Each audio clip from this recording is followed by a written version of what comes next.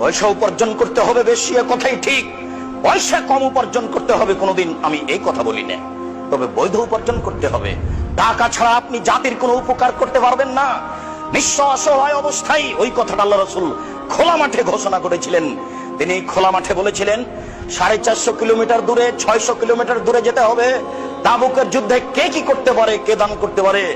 সেদিন ওমর রাদিয়াল্লাহু তাআলা আনহু বলেছিলেন, আজকে আবু বকর সিদ্দিককে পরাজয় করে দেব। এই কথা তিনি নিজে বলেছিলেন, আজ আমি দানে আবু বকর সিদ্দিককে পরাজয় করে দেব, আমার অর্থ সম্পদের অর্ধেক দান করব। ওমর, কি করতে চাও? ওমর বলছেন, আল্লাহর নবী, আমার অর্থ সম্পদের অর্ধেক দিয়ে দিলাম।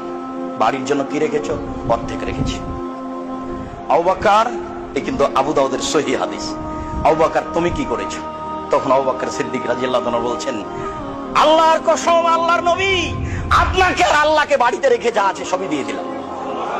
10 টাকাও হবে না, ভ্যান ভাড়াও হবে না। কিন্তু তিনি যা বলেছেন কিয়ামত পর্যন্ত